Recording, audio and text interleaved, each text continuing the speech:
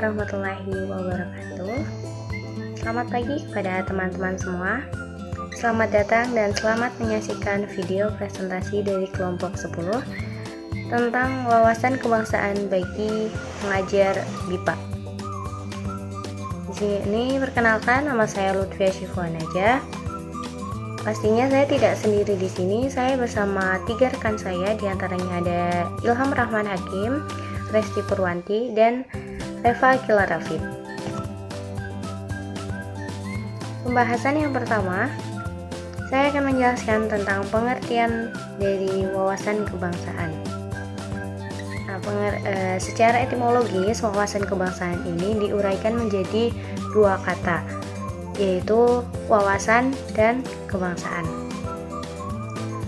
Dalam Kamus Umum Bahasa Indonesia, istilah wawasan berasal dari kata mawas yang berarti penelitian, telaah, atau observasi. Wawasan juga mengandung makna sebagai ungkapan, pendapat, atau tujuan. Menurut Badudu Zain tahun 2001, sementara itu makna dari kebangsaan adalah ciri atau identitas yang menandai asal mula atau kedudukan suatu bangsa. Dengan demikian, wawasan kebangsaan dapat diartikan sebagai sikap atau cara pandang seseorang terhadap bangsanya sendiri yang mencerminkan pemahaman mendalam terhadap jati diri suatu bangsa. Wawasan kebangsaan mencakup kesadaran nasional, kebanggaan terhadap tanah air, serta komitmen terhadap persatuan dan kesatuan bangsa.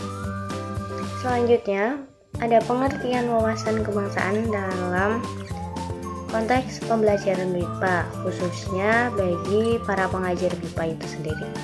Dalam dunia pendidikan, termasuk dalam program Bahasa Indonesia bagi penutur asing, yaitu BIPA, menanamkan wawasan kebangsaan memiliki urgensi tersendiri. Peserta didik yang termasuk merupakan penutur asing itu perlu dibekali dengan pengetahuan kebangsaan agar mereka tidak hanya memahami bahasa tetapi juga budaya dan nilai-nilai yang hidup di dalam masyarakat. Pemahaman ini sangat penting untuk membentuk sikap yang menghormati Indonesia sebagai negara dengan keberagaman budaya, serta mendorong penghargaan terhadap sejarah dan para pahlawan bangsa. Dengan demikian, pembelajar BIPA tidak hanya menjadi sarana penguasaan bahasa, tetapi juga menjadi media diplomasi, budaya, dan penyampaian nilai-nilai nasionalisme secara halus dan strategis. Menurut Sumitro dalam Suhaji dan Sinaga tahun 2006, menjelaskan bahwa melalui pembelajaran wawasan kebangsaan, bangsa Indonesia dapat meyakinkan bangsa lain bahwa eksistensi bangsa merupakan aset yang diperlukan dalam mengembangkan nilai kemanusiaan yang beradab. Oleh karena itu, seluruh pelaku dan termasuknya pengajar BIPA itu hendaknya memiliki kesadaran akan pentingnya penanaman wawasan kebangsaan. Hal ini tidak hanya berdampak pada pembentukan karakter peserta didik asing, tetapi juga memperkuat posisi Indonesia dalam pergaulan internasional. Jadi, wawasan kebangsaan ini sangat diperlukan dan harus dikuasai oleh para pengajar BIPA yang nantinya akan memberikan wawasan kebangsaan ini kepada para peserta didik asing. Begitu. Mungkin cukup untuk pembahasan materi dari saya. Selanjutnya akan dilanjutkan oleh pemateri selanjutnya. Baik, saya ucapkan terima kasih kepada moderator yang telah mempersilahkan saya untuk menjelaskan materi tentang nilai-nilai kebangsaan. Nah, kenapa sih kita tiba-tiba bahas nilai-nilai kebangsaan, padahal tadi kita cuma bahas tentang pengertian wawasan kebangsaan? Karena dalam pembelajaran BIPA, pengajar diharapkan untuk mengintegrasikan nilai-nilai kebangsaan ini agar pembelajaran bahasa Indonesia bagi penutur asing atau BIPA dapat mencapai tujuan sesuai yang dia inginkan, atau bahkan lebih dari yang diinginkan. Nah, apa saja sih nilai-nilainya? Yang pertama, ada gotong royong. Seperti yang kita tahu, gotong royong adalah semangat untuk saling membantu dan bekerja sama dalam menyelesaikan suatu urusan atau pekerjaan. Nah, dalam pembelajaran MIPA, kita atau pengajar dapat mendorong siswa untuk bekerja sama dalam kelompok kecil, dalam berbagai aktivitas, bahasa seperti diskusi, proyek, atau permainan bahasa. Kita juga dapat menekankan pada mereka akan pentingnya saling membantu, berbagi ide, dan menyelesaikan tugas secara bersama dalam wujud gotong royong. Nah, yang kedua ada musyawarah. Nah, kita tahu juga musyawarah itu adalah suatu proses pengambilan keputusan secara bersama-sama melalui diskusi dan pertimbangan berbagai pendapat. Ini adalah cara untuk mencapai suatu kesepakatan yang adil dan juga demokratis. Nah, gimana sih dalam implementasinya dalam pembelajaran MIPA? Kita dapat mengajak siswa untuk melakukan musyawarah dalam memilih topik diskusi, atau menentukan aturan kelas, dan juga mengatasi masalah yang muncul selama proses pembelajaran. Selain itu, secara tidak langsung, kita juga melatih mereka dalam keterampilan berbicara, mendengarkan, dan menghargai pendapat orang lain. Nah, yang ketiga, ada cinta tanah air. Cinta tanah air adalah rasa kasih dan bangga terhadap negara dan budaya sendiri. Ini mencakup penghargaan terhadap sejarah, tradisi, nilai-nilai yang ada dalam masyarakat kita. Nah, pengajar MIPA dapat menghadirkan materi pembelajaran yang berisi tentang cerita rakyat, lagu daerah, tradisi, dan juga budaya Indonesia. Pengajar juga dapat mengajak siswa untuk mendiskusikan keindahan dan keberagaman Indonesia, serta pentingnya mencintai tanah air, serta memberikan tugas yang menantang, seperti mengekspresikan rasa cinta tanah air dalam bentuk bahasa Indonesia, seperti membuat tulisan ataupun presentasi singkat. Nah, yang keempat, ada persatuan dan kesatuan.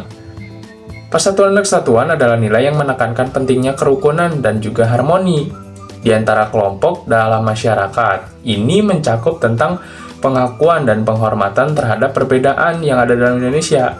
Ini adalah nilai yang begitu kental ya teman-teman dalam negara kita yang tercinta ini. Nah, dalam pembelajaran MIPA, persatuan menjadi sangat penting untuk mencapai suatu tujuan bersama. Jika pengajar tidak dapat mengintegrasikan nilai ini, keutuhan kelas akan menjadi sebuah pertaruhan yang besar dalam pengajar yang akan mengancam proses pembelajaran MIPA. Dengan menghargai pendapat ataupun perbedaan latar belakang budaya dan bahasa,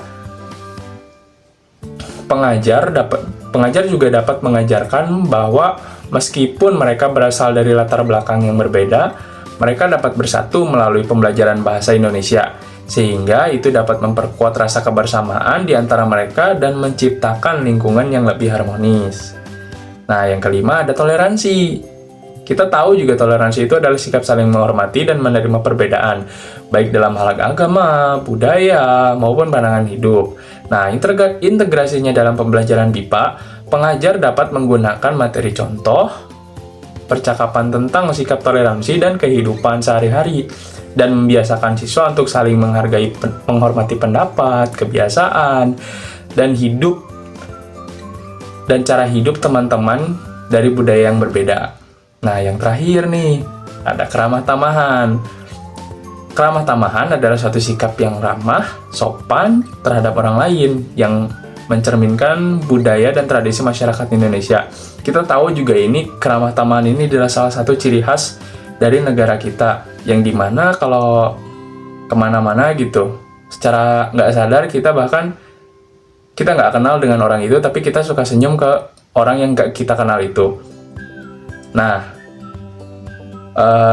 gimana sih cara integrasinya? Dalam pembelajaran MIPA ini, pengajar dapat menanamkan nilai budaya dengan cara mengajarkan sapaan, cara berbicara yang sopan, dan etiket dalam berkomunikasi dalam bahasa Indonesia. Lebih lanjut, pengajar juga harus mendorong siswa untuk berlatih menyambut tamu, berterima kasih, dan juga meminta maaf sebagai bagian dari pembelajaran bahasa dan budaya. Sekian pemateri yang dapat saya sampaikan, kurang lebihnya mohon maaf. Saya kembalikan kepada pemateri selanjutnya. Baik, di sini saya akan menjelaskan tentang peran pengajar BIPA dalam wawasan kebangsaan.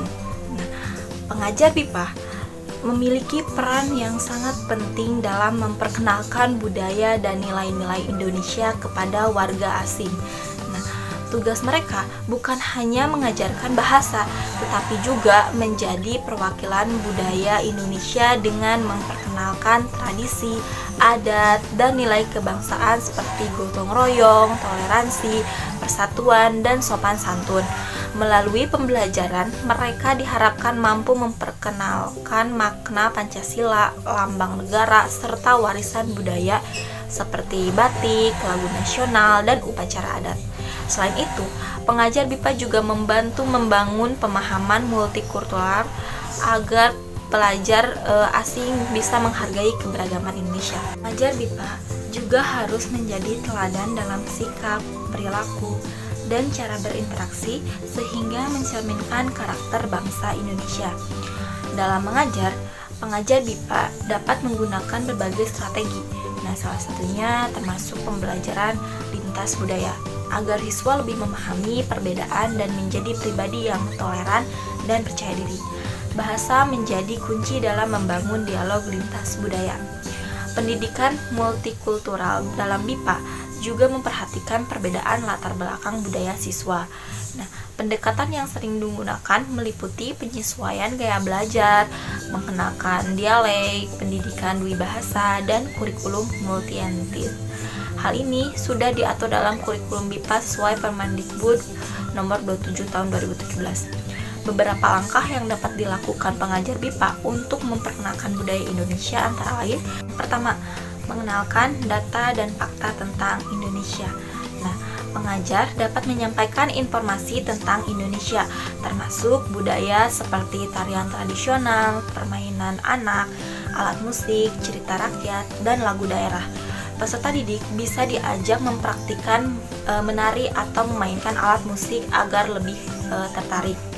Nah, yang kedua, memanfaatkan potensi budaya Indonesia di negara setempat. Nah, pengajar bekerja sama dengan KBRI, Sekolah Indonesia, komunitas pelajar, atau diaspora Indonesia untuk meminjam alat musik, pakaian adat, buku budaya, serta mengajak peserta didik untuk mengikuti acara budaya Indonesia. Nah, yang ketiga, menyesuaikan dengan budaya lokal. Nah, saat mengenalkan budaya Indonesia, pengajar perlu memahami karakter dan minat masyarakat setempat agar penyampaiannya efektif dan dapat diterima dengan baik. Yang keempat, mengoptimalkan media sebagai sarana pengenalan budaya. Pengajar dapat memanfaatkan media seperti film, video pendek, buku, aplikasi, permainan daring, atau artikel budaya di blog atau situs web. Nah, sehingga media sosial untuk mengenalkan budaya Indonesia kepada siswa. Mungkin cukup sekian dari saya. Terima kasih. Oke, selanjutnya yaitu materi mengenai metode pengajaran yang efektif. Ada teknik dan pendekatan pengajaran. Yang pertama, pendekatan kontekstual, yaitu mengaitkan materi pembelajaran dengan situasi nyata di Indonesia agar siswa dapat memahami nilai-nilai kebangsaan secara aplikatif. Yang kedua, pembelajaran berbasis proyek, yaitu siswa membuat proyek seperti video, poster, atau esai bertema kebangsaan, contohnya makna Pancasila bagi saya. Yang ketiga, yaitu pendekatan interkultural, yaitu mendorong siswa membandingkan nilai kebangsaan Indonesia dengan nilai-nilai di negara asal mereka untuk memperkuat pemahaman lintas budaya. Nah, keempat, ada metode bermain peran atau role play, yaitu siswa memerankan tokoh-tokoh nasional atau situasi sosial yang mencerminkan nilai gotong royong, toleransi, atau cinta tanah air. Yang kelima, ada storytelling atau diskusi nilai, yaitu menggunakan cerita rakyat atau sejarah nasional untuk memicu diskusi mengenai nilai-nilai kebangsaan. Ada juga contoh kegiatan atau materi pengajarannya, yaitu yang pertama, ada simulasi upacara bendera, yang dimana siswa dilibatkan dalam kegiatan upacara lengkap dengan menyanyikan lagu kebangsaan, diikuti diskusi makna simbol-simbol negara. Yang kedua, ada tonton dan bahas film pendek, yaitu menonton film pendek bertema nasionalisme seperti Tanah Air Beta, lalu berdiskusi mengenai nilai-nilai yang ditampilkan. Yang ketiga, mengenal pahlawan nasional, yaitu aktivitas mengenal tokoh-tokoh pahlawan melalui permainan kuis atau presentasi untuk menanamkan semangat cinta tanah air. Yang keempat atau yang terakhir yaitu menulis surat untuk Indonesia. Jadi di sini siswa menulis surat seolah-olah ditujukan kepada Indonesia, mengungkapkan pandangan mereka tentang kehidupan berbangsa dan nilai-nilai yang mereka pelajari terkait menulis surat untuk Indonesia. Mungkin itu saja yang bisa saya sampaikan mengenai materi tentang metode pengajaran yang efektif. Kurang lebihnya mohon maaf. Wabillahi taufiq wal hidayah. Wassalamualaikum warahmatullahi wabarakatuh. Baik, mungkin itu saja yang bisa kelompok 10 sampaikan mengenai materi tentang wawasan kebangsaan bagi pengajar BIPA. Kurang lebihnya mohon maaf. Wabillahi taufiq wal hidayah. Wassalamualaikum warahmatullahi wabarakatuh.